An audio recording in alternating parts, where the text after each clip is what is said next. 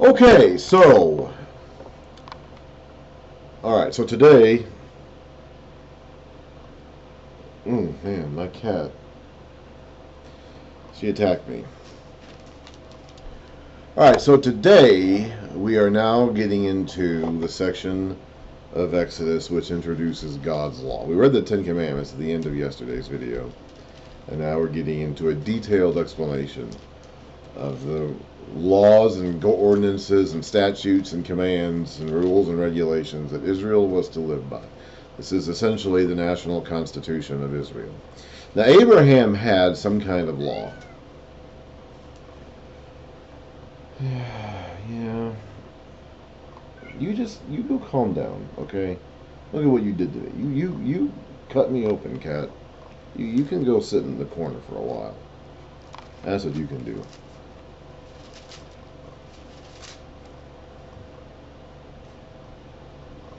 In Genesis 26, verse 5.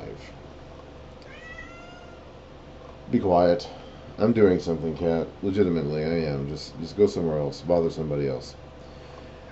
This is after Abraham has died, and God is talking to Isaac, and he's re-emphasizing or reiterating the same promise he made to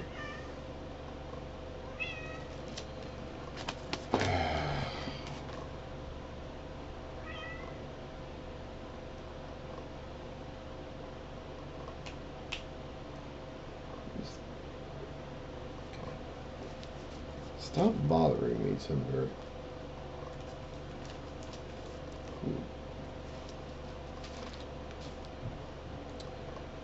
And he talks about, re-establishing the covenant promise with Isaac as he had with Abraham. And he talks about, starting in verse 4, 26:4, I will make your descendants as numerous as the stars in the sky, and will give them all these lands, and through your offspring all nations on earth will be blessed. Verse 5, because Abraham obeyed me and kept my requirements, my commands, my decrees, and my laws. So somehow or another, Abraham had God's commands, statutes, his decrees, his laws. We read nothing anywhere in Genesis about Abraham receiving these commands, these statutes, these decrees, these laws. But somehow or another, he had them. Somehow or another, Abraham had a law from God that he was supposed to follow. Back in Genesis, God gave Adam and Eve the commandments to be fruitful and multiply, replenish the earth, fill the earth and subdue it, and not to eat from the tree of the knowledge of good and evil, and eat from any tree in the garden except the one that they ended up eating from. You're so distracting. Timber, please stop. She makes me run out of patience very easily. I mean, she cut me open a moment ago. She is a difficult cat. She's a cat that wears you out very quickly. So somehow or another, we read about that, but we don't read anywhere else in Genesis about God giving his decrees or his laws to these people. Somehow they had it. Mankind has always had an awareness about what God wants from him. Abraham had an awareness of what God wanted. I don't know how he had it. I don't know how Abraham knew all these things. But somehow or another, he knew what God wanted out of him, and he fulfilled that. Cat, seriously, I'm trying to do something. Please, go away.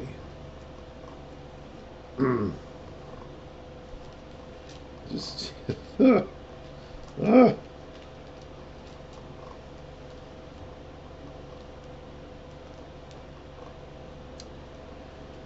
But now we are going to actually codify this law and put it down in written form.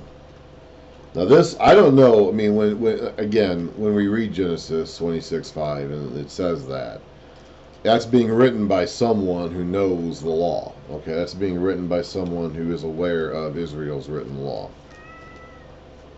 What?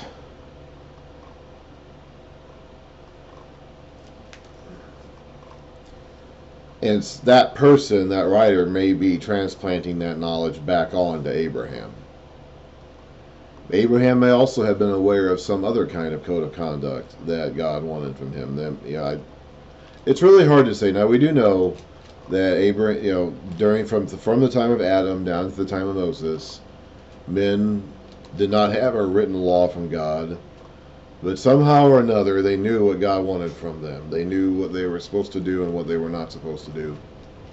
They had some idea or awareness of God's moral requirements of them. Paul will talk about in Romans about death reigning from the time of Adam down to Moses, even though there was no law, no written law. He'll also talk about sinning against your own conscience. Even a sin against your own conscience is still a violation. It's still a sin. If you do something that you know in your conscience is wrong, even if you haven't been given a written law about it, you're still violating your conscience and you're still committing a sin. So somehow or another, from the time of Adam down to the time of Moses, men without a written law from God still had the awareness of the moral requirements. Cain killed Abel despite knowing that God didn't want him to do it. God didn't specifically tell Abel or Cain not to kill Abel. He told him to master his urge to sin. But Cain went ahead and killed Abel anyway. Then a prohibition came against murder after the flood, and so. But now we are getting to the point where God is putting his decrees down into writing, and this will serve as basically the national charter of Israel, and it will govern their code of conduct and their behavior and their worship system as well. Because included in this is going to be the instructions to the tabernacle, and which will later end up becoming the temple, and the Ark of the Covenant, and all the various instruments and items that go along with that, which are going to serve as the basis of their actual worship system. Then in Leviticus, we're going to get into the sacrificial system, which takes place in that temple. And we are not bound by that today. Abraham wasn't bound by that. Now, he had some form of sacrifices that he offered, but he didn't have a tabernacle. He didn't have an Ark of the Covenant. We don't have these things today, and we're not required to offer these sacrifices today either. So let's not get too caught up into these laws, but let's also be aware of what they are and be aware of the fact that God does have a moral requirement for man. Always has. From Adam on down, has always had a moral requirement of man that he expects men to follow. Here he's simply putting it down to a written code for the Israelites from Moses' time unto Jesus' time, 1400 plus years later. Starting in Exodus chapter 21, at the beginning of the chapter. These are the laws you are to set before them. If you buy a Hebrew servant, he is to serve you for 6 years. In the 7th year he shall go free, without paying anything. So slavery was not meant to be a lifetime thing in Israel. If he comes alone, he is to go free alone. But if he has a wife when he comes, she is to go with him. If his master gives him a wife, and she bears him sons or daughters, the woman and her children shall belong to her master, and only the man shall go free. But if the servant declares, I love my master, and my wife and children, and do not want to go free, he'd rather stay where he is than go off on his own, then his master must take him before the judges, or before God, as it says down here in the footnotes. Remember that instruction that Jethro gave Moses a couple chapters ago? He shall take him to the door or the doorpost and pierce his ear with an awl. Then he will be his servant for life. But this is if the servant wants to be. This is not forced upon the servant. If a man sells his daughter as a servant, she is not to go free as men servants do. If she does not please the master who has selected her for himself, he must let her be redeemed. He has no right to sell her to foreigners because he has broken faith with her. This is actually meant to be a protection against these women, or a protection for these women, because it was much harder for them to make their way in this society than it was for men. A man can go free and go ply his trade somewhere and do something to make a living and earn a little keep. A woman had a much, much, much, much harder time doing that. So keeping a woman as your servant is, in fact, guaranteeing that she'll be provided for throughout her life. He has no right to sell her to foreigners because he has broken faith with her. If he selects her for his son, he must grant her the rights of a daughter. If he marries another woman, he must not deprive the first one of her food, clothing, and marital rights. If he does not provide her with these three things, she is to go free without any payment of money.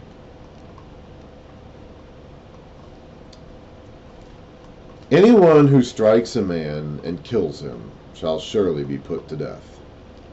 However, if he does not do it intentionally, but God lets it happen, he is to flee to a place I will designate. There are going to end up being 6 of these places, what we call sanctuary cities. But if a man schemes, that's basically manslaughter. We just talked about accidental manslaughter there. If a man schemes and kills another man deliberately, what we would call murder, take him away from my altar and put him to death. There are basically going to be a few specific forms of punishment for these kinds of offenses. Death here, or excommunication from the community. And when we're going to get to the Day of Atonement sacrifice, the national holiday of the Day of Atonement, the procedure is that the high priest takes 2 goats, one of which is the scapegoat and one of which is the sacrificial goat. The sacrificial goat gets slaughtered, and its blood is shed for the sins of the nation.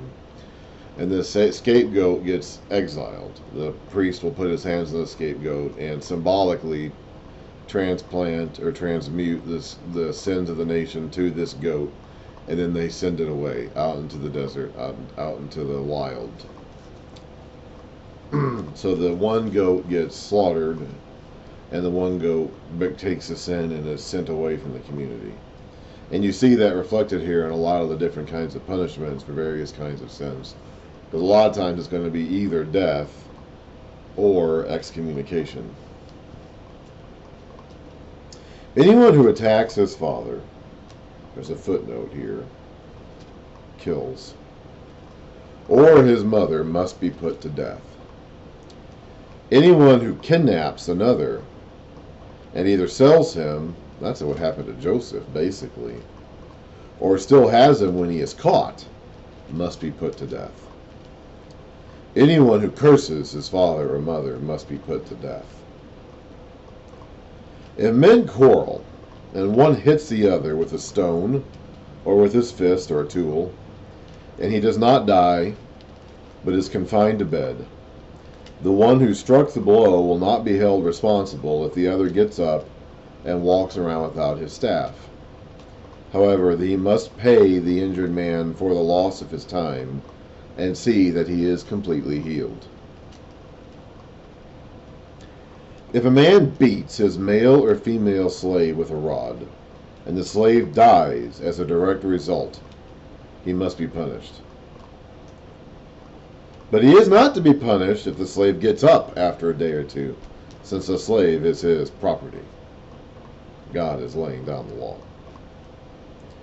If men who are fighting hit a pregnant woman, and she gives birth prematurely or has a miscarriage, but there is no serious injury, the offender must be fined whatever the woman's husband demands and the court allows. But if there is serious injury, you are to take life for life, eye for eye, tooth for tooth, hand for hand, foot for foot, burn for burn, wound for wound, bruise for bruise. Now later on, Jesus will clarify these sorts of laws in the Sermon on the Mount and his teachings, and say that and indicate that these laws were given as a way to prevent escalation and retribution. If your wife suffers a serious injury or death because someone else is fighting you and hits her somehow, I'm not really sure, like, this is a strangely specific law for something that I'm not sure how common this would have been. Like, are we talking about men who start fighting and then one of their wives jumps in to try to stop them? Like, I don't even know how often that would even happen. I'm from what I'm aware of and what I see around me, I don't think pregnant women are necessarily going to jump in and try to stop two men from fighting each other. So I don't really know like how often this would have happened. This seems like a very strangely specific law about something that wouldn't have realistically happened very often. But at any rate, this idea of retributive justice, you don't go beyond the wound that was inflicted, is ultimately what this eye for eye, hand for hand, tooth for tooth command is based on. It's intended not, our desire is for revenge. Our human desire is to seek revenge on what we perceive to be the guilty offender. Today we talk a lot about seeking justice for people. And that there are times I think where that is applicable and appropriate, but I also think there's lots of times when we're really not seeking justice, we're seeking revenge. And because revenge is satisfying and it's what we tend to want, we want revenge. And what these commands really are designed to do is prevent the offended party, the one who was legitimately wounded or aggrieved by the offender, to prevent that party from seeking revenge. Seek justice, not revenge. Our desire is to seek revenge. Our temptation is to go after revenge. And these laws are designed to limit our ability to do that. If a man hits a manservant or maidservant in the eye and destroys it, he must let the servant go free to compensate for the eye. And if he knocks out the tooth of a manservant or maidservant, he must let the servant go free to compensate for the tooth. So we talked just a few minutes ago about beating your slave with a rod, and apparently that was allowed. If the slave does not suffer serious injury, the master is not to be punished for hurting the slave. But we read a few verses later that if you do injure the slave, you're supposed to let the slave go free. So even though physical punishment on slaves is allowed, again, it is limited. The teaching ultimately behind this is to just not punish your slaves this way. The Israelites weren't ready to hear that, though. That's just one of those things where it's like God is limiting their behavior in such a way to show them what He wants. In fact, Jesus will even say to this in regards to the marriage and divorce laws. Like Moses, the law that Moses is giving the Israelites here is designed for these people at this time. And it accommodates where they are in their development as a people. So you see this here like with the slave punishment laws. Physically punishing your slaves was permitted. But with some of these other laws in here that punishes the slave owner for inflicting too much damage to the slave, like the indication here is that you really shouldn't do it. You shouldn't punish your slaves this way. God will allow you to do it, and He'll put limits on how far you can take it. But the teaching ultimately is that you just shouldn't do it. Another one is taking women captives in war. We're going to see that mentioned later on. It's okay, guys. Okay, well, it's all right. You want to take a woman captive in war. You've killed her husband. You've killed her family. You want her as your wife. Go ahead. I'll let you do it. But I'm going to make you do all these things before you get to marry her officially, legally. And through this example, I want you to realize that I really don't want you to be doing this sort of thing. When it comes to divorce, Jesus Himself in the New Testament will explicitly say that Moses allowed them the process of divorce because their hearts were hard. So God was teaching these Israelites through this law and making accommodations for where they were at the time when He gave it to them. If a bull gored, now I don't know how often you're going to see this happen today. I mean, there are such things as bull ranches and bull. I mean, that's true, but it's like you're not going to just see this in any random neighborhood today. If a bull gores a man or a woman to death, the bull must be stoned to death, and its meat must not be eaten. But the owner of the bull will not be held responsible. If, however, the bull has had the habit of goring, and the owner has been warned but has not kept it pinned up, and it kills a man or woman, The bull must be stoned, and the owner must also be put to death. So don't let your animals go out of control, basically. A random accident here and there, I guess, is permitted. But if you're known for being lackadaisical and keeping your bulls pinned in, then you're going to be punished. However, if payment is demanded of him, he may redeem his life by paying whatever is demanded.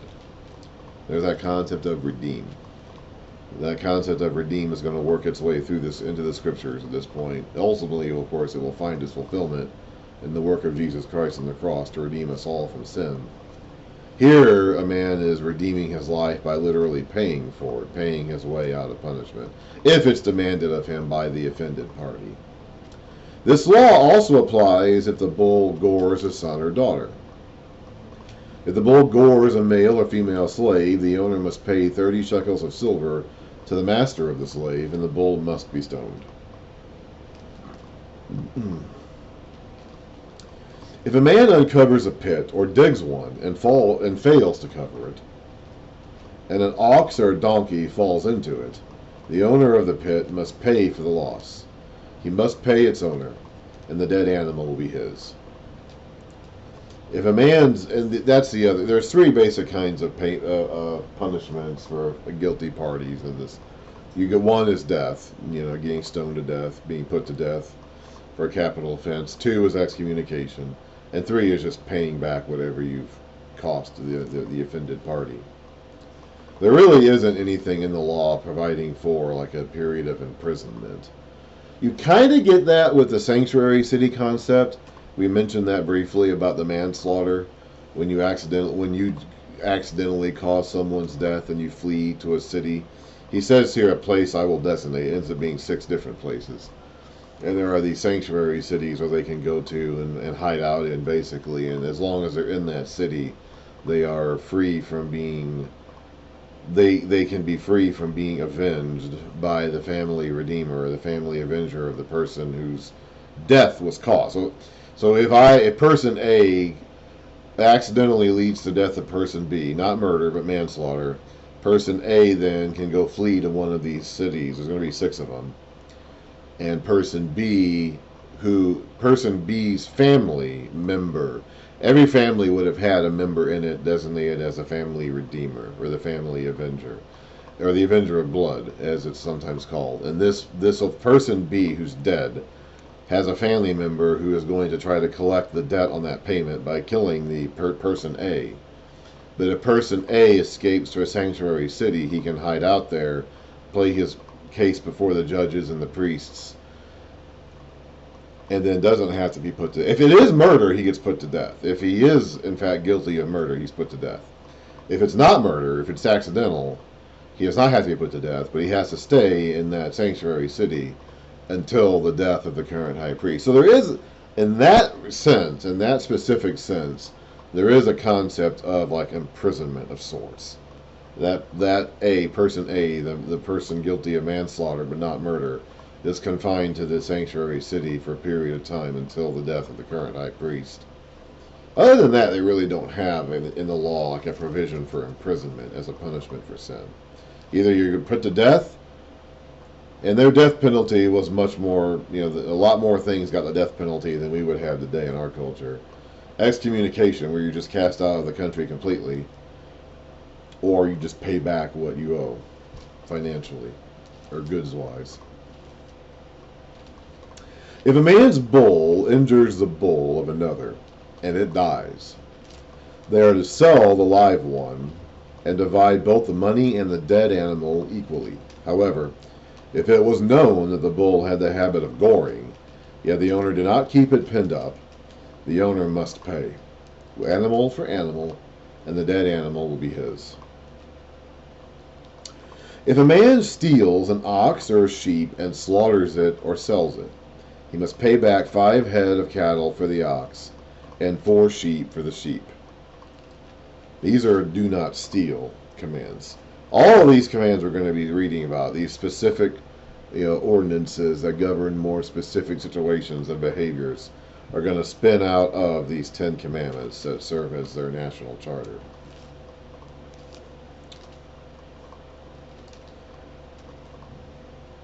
If a thief is caught breaking in and is struck so that he dies, the defender is not guilty of bloodshed. But if it happens after sunrise, meaning it's not by surprise, he is guilty of bloodshed if he strikes him after sunrise. So basically, there is a self-defense provision in here. If you're attacked in your home, you cannot kill your attacker in self-defense. There comes a point, though, where it's no longer self-defense. In this case, it's after sunrise. Basically meaning you can see the guy. If you can see the guy, if it's sunrise and if there's enough light you can see him and he's not taking you by surprise, then it's no longer in self-defense. A thief must certainly make restitution, but if he has nothing, he must be sold to pay for his theft. Sometimes thieves steal just to steal. Sometimes they steal because they have to, since they don't have anything else. In this case, if you're in that situation, then you can be sold, or you could sell yourself into slavery and pay for your theft that way, or just enter somebody's service. You can sell yourself into slavery. We'll read about that later on. If you have nothing, that might even be a better option for you. If the stolen animal is found alive and in his possession, whether ox or donkey or sheep, he must pay back double. If a man grazes his livestock in a field or vineyard and lets them stray, and they graze in another man's field, he must make restitution from the best of his own field or vineyard.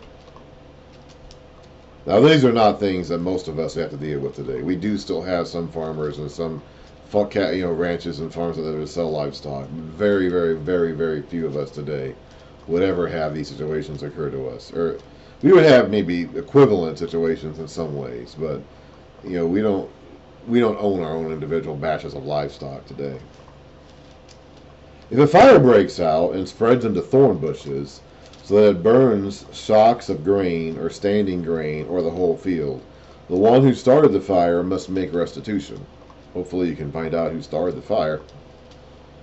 They weren't detectives back then. Now the priests will be responsible for some of that. The priests will be in charge of investigating some of these matters, but they didn't have forensic evidence to examine back then, so I don't know how you can tell who starts the fire in such situations. If a man gives his neighbor silver or goods for safekeeping, and they are stolen from the neighbor's house, the thief, if he is caught, must pay back double.